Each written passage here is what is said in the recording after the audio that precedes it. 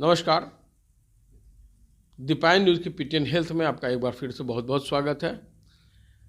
ठंड का मौसम चल रहा है और हम इसी ठंड में अभी आए हुए हैं डॉक्टर अंजलि सिन्हा जी के पास, जो कि स्त्री रोग विशेषज्ञ हैं और इनका अपना क्लिनिक है मुकुट मेमोरियल नर्सिंग होम, जो कि पंचशिव मंदिर कंकड़बाग में स्थित है। और यहीं पे हम इनसे चर्चा करेंगे कि जो गर्भवती महिलाएं हैं, जब गर्भधारण हो जाता है उसके पहले और उसके बाद 9 महीना वो अपना प्रिकॉशन कैसे रखें। थैंक यू भानु जी। पहले तो ये है कि एक प्रेगनेंसी जो है वो एक हर लेडी का एक सपना होता है, और वो सपना ये होता है कि इसका आउटकम अच्छा हो, और ये तभी होगा जब माता बिल्कुल स्वस्थ रहेंगी, पहले से भी वो स्वस्थ रहें और प्रेगनेंसी के दरमियान भी। तो इसके लिए है कि अगर कोई भी आपको पहले से बीमारी है तो उस बीमारी को आप उसका ट्रीटमेंट कराएं डॉक्टर के पास जाके, और उसके बाद जब भी प्रेगनेंसी ठहरे, जैसे ही आपका पीरियड मिस होता है वैसे ही 15 दिन गुजरे उसी समय आप डॉक्टर के पास रेगुलर चेकअप कराएं। और ये चेकअप आपका हर महीने करवाएं। हर महीने डॉक्टर, आजकल तो हर जगह गांव में भी प्राइमरी हेल्थ सेंटर्स हैं, शहर में तो हैं ही, बड़े बड़े हॉस्पिटल हैं, नर्सिंग होम में, कहीं भी जाएं वहाँ जहाँ इस चीज़ के स्पेशलिस्ट हैं उनसे मिल के आप चेकअप करवाएं। और शुरुआत के महीनों में 7 महीनों में ये चेकअप आप हर महीने करवाएं। उसके बाद 7 मंथ्स के बाद हर 15 डेज में करवाएं, और 8 मंथ्स कंप्लीट होने के बाद आप वीकली करवाना होता है। ये रेगुलर हमारा एंटीनेटल चेकअप है। इसमें जब भी आप जाएंगे तो आपका हेल्थ चेकअप होगा, जो भी जरूर बीपी, शुगर, हर चीज़ का, बच्चे के और माता का दोनों का ही अच्छे से ग्रोथ हो रहा है या नहीं, वो सब होगा। और सबसे इसका जो फ़ायदा होता है एंटीनेटल केयर का, वो अगर आपका कोई भी एसोसिएटेड डिजीज़ है आपका, जैसे आजकल जो आम बात है लाइफस्टाइल डिजीज़, शुगर है, बीपी है, थायराइड है, कोई किडनी से संबंधित, लीवर से, तो उसका पहले ही डायग्नोसिस हो जाएगा, ताकि डिलीवरी के समय कोई कॉम्प्लिकेशन ना हो, ना माता को ना बच्चे को। तो ये जो शुगर, बीपी या आपको थायराइड, तो इसकी दवा इस दरमियान में चलती रहनी चाहिए। कहा जाता है कि दवा बंद कर देता है लोग। नहीं, ऐसा बिल्कुल नहीं है। ऐसा नहीं है, बल्कि उसका डोज और एडजस्ट किया जाता है। जब पहले से जो आप खा रहे हैं थायराइड की और शुगर की और बीपी जो भी हो, तो उसका डोज अकॉर्डिंगली ट्रीटमेंट हम लोग करते हैं और एडजस्ट करते हैं। हो सके डोज कुछ बढ़ाया भी जाता है, जैसे कि थायराइड के केस में भी हम लोग थोड़ा डोज बढ़ा के ही देते हैं। इसलिए इसको बंद नहीं करना है, बिल्कुल भी नहीं। और अपने मन से कोई भी मेडिसिन बंद नहीं करना है। और कोई दवा दुकान से, जैसे मान लीजिए किसी को फीवर है, कुछ है, तो दवा दुकान से नहीं लेते, आप प्रॉपर जाइए, डॉक्टर जो आपको देख रहे हैं उनसे ही राय लेके आपको दवा लेनी है, क्योंकि उन्हें नहीं मालूम कौन सा ड्रग है जो साइड इफ़ेक्ट होगा, बच्चे को हार्म कर जाएगा। तो मैम से ये जानकारियाँ आपको प्राप्त हो गई होगी कि 9 महीने में कैसे बच्चों का या अपना खुद का वो इलाज कराएं। हर महीने जाकर इलाज ज़रूर कराएं। दूसरी बात है कि मैम, ये जो गर्भवती महिलाएं होती हैं उनका खान पान हमेशा बिगड़ा हुआ रहता है, महिलाओं का खास करके, तो वो कैसे कंट्रोल करें। देखिए, खान पान का जैसा है, ये हर समय ये पूछा जाता है। माताएं जो है उनकी माँ लेके आती हैं, वो सारे लोग पूछते हैं कि क्या खाएं। तो मेरा ये कहना है कि ये जो प्रेगनेंसी एक बिल्कुल फिजियोलॉजिकल फिनोमेना है, ये कोई बीमारी नहीं है। इसलिए खाना पीना पर लेकिन विशेष कुछ अगर ध्यान रखें तो आउटकम अच्छा होगा। पहला तो ध्यान देना है कि आप जो भी खा रहे हैं घर का भोजन बना हुआ खाएं, और इसमें ज़्यादा मात्रा में आप हरा साग सब्जी, अंकुरित अनाज, प्रोटीन जिसमें कार्बोहाइड्रेट और फैट, ये सब की मात्रा हो। और जो फ्रूट्स है, फ्रूट्स में भी सीजनल फ्रूट्स लेना है, ताकि वो हर सीजन का फ्रूट का वो अपना ही अलग एडवांटेज है। और कोशिश करना है कोई भी फ्रूट साबुत ही खाएं, उसका जूस ना लें। और कुछ चीज़ों से मैं हमेशा ही सभी अपने मरीजों को बोलती हूँ कि कुछ ऐसा चीज़ है जो बिल्कुल नहीं खाना है, जैसे कि जो आपका फास्ट फूड है, जिसमें अभी चाउमीन, पिज़्ज़ा, जी, बर्गर, मोमो। मोमो, ये सब बिल्कुल भी नहीं खा, एकदम बिल्कुल नहीं खाना है प्रेगनेंसी के दरमियान, बिल्कुल नहीं। और जो प्रोसेस्ड फूड है, जो पैकेट में बंद है, जैसे ब्रेड है, बिस्कुट है, बहुत सारी चीज़ है जो पैकेट, उसमें क्या केमिकल्स है, कितना दिन प्रिजर्वेटिव है, वो सब कहीं ना कहीं हार्म तो कर ही रहा है। क्योंकि हम लोग आए दिन देखते हैं कि जो बीमारी पहले नहीं था वो सब बच्चों में आ रहा है। तो कहीं ना कहीं सब चीज़ का हो सकता है साइड इफेक्ट, इसलिए इन चीज़ों को बिल्कुल नहीं खाना है। और कुछ चीज़ है जो अवॉइड करना है, जैसे बहुत मीठा चीज़ नहीं खाना है, बहुत तला हुआ चीज़ भी ना अवॉइड करना है।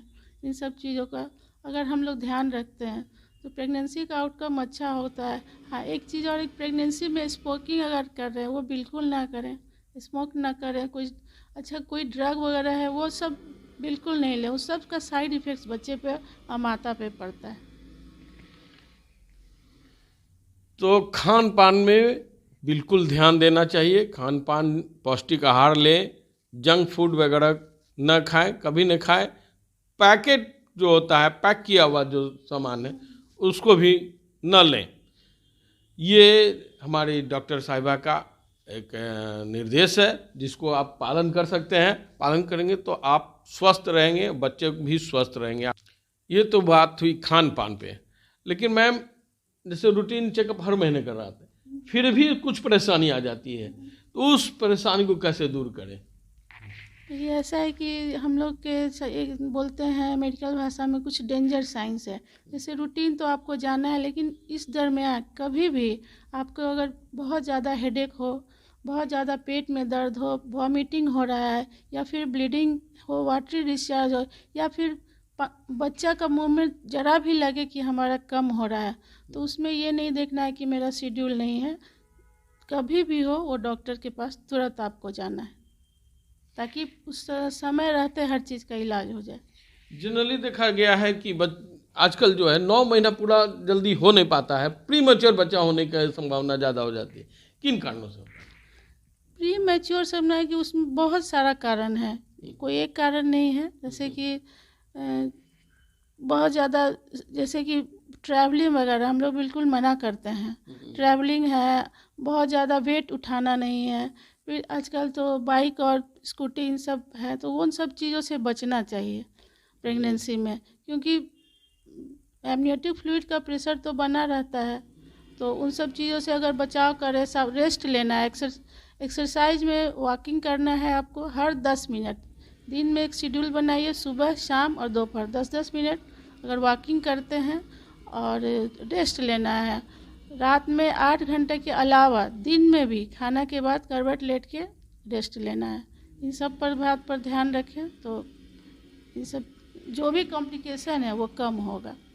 तो रेस्ट कितना देर, जैसे कि फुल्ली रेस्ट हो जाता है कभी कभी? रेस्ट नहीं, जैसे आप अपना नॉर्मल जो काम है कर सकते हैं, लेकिन रात में आपको सोना है, और दिन में भी कोशिश करना है कि 2 घंटा का हम रेस्ट लें। इस दरमियान में अगर मैम इधर लो, इस दरमियान में अगर किसी तरह से मतलब ब्लीडिंग होने लगता है, तब फिर क्या करेंगे? देखिए, ब्लीडिंग का बहुत सारा कारण होता है। एक तो होता है कि वो तो आप डॉक्टर से दिखाते हैं, एंटीनेटल चेकअप में पता चल जाता है। 2-3 कारण हैं जिससे ब्लीडिंग होता है। एक तो पहला कारण है कि प्लेसेंटा जो है वो ऊपर ना होकर गर्भाशय के नीचे भाग में होता है, उसमें ब्लीडिंग का चांस हमेशा हमेशा ही रहता है। तो उसमें रेस्ट है, मेडिसिन है, आयरन और कैल्शियम तो लेना ही है। और तो इन सब बातों का अगर हम लोग को पहले दिखाती है एंटीनेटल, तो पहले पता चल जाता है, और उसके अकॉर्डिंग हम लोग ट्रीटमेंट करते हैं। दूसरा, कभी कभी होता है कि जोर से झटका लगा, तो उसमें भी प्लेसेंटल एब्रप्शन इसको बोलते हैं, उसमें भी ब्लीडिंग होता है। इन्हीं सब चीज़ों से ब्लीडिंग होता है। कभी कभी जो रेयर है ब्लीडिंग डिसऑर्डर वगैरह, तो ये सब बातों का पता पहले ही चेकअप में, एंटीनेटल चेकअप में ही हो जाता है। अगर कोई लेडी आके अच्छे से कराती है तो ब्लीडिंग के में तो फिर उसके ट्रीटमेंट उसके ये मतलब अकॉर्डिंगली होता है। अगर 9 मंथ्स पूरा हो गया तो बेबी को हम लोग निकाल देते हैं, लेकिन अगर बहुत प्री मैच्योर है तो फिर यस ट्रीटमेंट होता है, मेडिकल ट्रीटमेंट हम लोग करते हैं। ये तो बात हो गई ब्लीडिंग की। कि ब्लीडिंग होता है तो क्या करना चाहिए। लेकिन एक चीज़ और सवाल आता है मैडम, अंत समय में जब 8वां-9वां महीना होने लगता है तो कहा जाता है कि पेट का पानी ही बच्चे का सूख गया, तो उस दरम्यान में क्या करेंगे? गर्भावस्था में एक तो जो है कि वाटर डिस्चार्ज, तो वाटर डिस्चार्ज एक नॉर्मली भी थोड़ा ज़्यादा डिस्चार्ज होता है, तो उस पे वो चीज़ पर ध्यान नहीं देना है। अगर वाटर डिस्चार्ज बहुत ज़्यादा हो, बिल्कुल एक गश में आए, जैसे एकदम से लगे कि कुछ निकला, जैसे एक बोतल पानी गिर गया, उस तरह का अगर हो तब हम लोग उस पर ध्यान देते हैं। और अकॉर्डिंगली अगर बच्चे का मैच्योरिटी हो जाता है तब तो हम लोग निकाल देते हैं, और अगर नहीं है तो हम लोग वेट एंड वॉच करते हैं, उसको एडमिट करके उस पर ध्यान देते हैं, कुछ मेडिसिन से वो चलाते हैं और चाहते हैं कि कितना वो करीब आ जाए अपने मैच्योरिटी के, यानी 37 वीक्स के कितना वो कर, जितना ही नज़दीक जाएगा बेबी के लिए सेफ रहेगा। तो आप समझ गए होंगे कि वाटर डिस्चार्ज होने पे क्या होता है। और वक्त अब हो रहा है अंतिम पड़ाव की ओर, तो मैम ये बता दें हमारे दर्शकों को, इतना सुझाव तो आप दी, अंतिम में चलते एक बार फिर से आप ये सुझाव दें कि गर्भवती महिला जो हो जाती हैं उनको प्रिकॉशन क्या क्या रखना चाहिए? प्रिकॉशन लेना है कि अपने ऊपर बिल्कुल ध्यान देना है, क्योंकि बच्चा तो आपका है और बच्चा आपके गर्भ में है, तो आपको हर चीज़ का ध्यान रखना है, खान पान का विशेष ध्यान देना है। अच्छा, बहुत ज़्यादा ये होता है कि बहुत ज़्यादा कैलोरी का ज़रूरत भी नहीं होता है। एक्चुअली प्रेगनेंसी में 300 कैलोरी एक्स्ट्रा चाहिए, उसी में आपका काम चलता है, जो कि घर का भोजन और जो हमने बताया उन्हीं सब चीज़ों से हो जाता है। और ध्यान देना है कि अभी तो है लेडीज़ हर जगह काम कर रही हैं, तो थोड़ा संभल के काम करना है, बहुत ज़्यादा स्ट्रेन नहीं लेना है। घर में भी अगर काम कर रहे हैं तो ये नहीं कि वेट वाला सामान हम उठा लिए, वेट वाला जैसे बड़ा भरा हुआ बाल्टी हो गया या फिर कुछ चादर ऐसा खींच लिया, ऐसा कुछ नहीं करना है। हल्का फुल्का आप काम कर सकते हैं, ट्रैवलिंग ना करें, अवॉइड करना है। जब बहुत ज़रूरी इमरजेंसी हो तभी कभी करना है, नहीं तो ऐसे नहीं करना है। करना भी है तो ट्रेन जर्नी प्रेफर करना है, और स्कूटी बाइक तो बिल्कुल भी नहीं चलाना है, वो सब चीज़ नहीं करना है प्रेगनेंसी के दरमियान। और कोई भी दिक्कत लगे, जरा भी लगे, तो आप डॉक्टर से तुरंत सलाह लें। कोई भी दिक्कत लगे अगर प्रेगनेंसी के दरमियान में तो आप डॉक्टर से सलाह लें। और हम उम्मीद करते हैं कि आप मैम के पास भी, अगर आप आसपास के लोकल हैं तो ये मुकुट मेमोरियल नर्सिंग होम में आप अवश्य पधारें। यहाँ आपको मिलेंगी डॉक्टर अंजलि, जो कि स्त्री रोग विशेषज्ञ हैं, और इन्होंने इतना अच्छा सुझाव दिया, तो उम्मीद करते हैं अगर ये एपिसोड पूर्णतः आप देख रहे हैं, पूर्ण रूप से देखेंगे तो सारी बातें आपको समझ में आ जाएगी। और मैम आपका बहुत बहुत धन्यवाद हमारे चैनल में ये सुझाव देने के लिए। अगर ये कार्यक्रम आपको अच्छा लग रहा है तो इस कार्यक्रम को लाइक करना ना भूलें, लाइक करें, शेयर करें, सब्सक्राइब जरूर करें। और खबरों से अपडेट रहने के लिए दीपायन न्यूज को सब्सक्राइब कीजिए।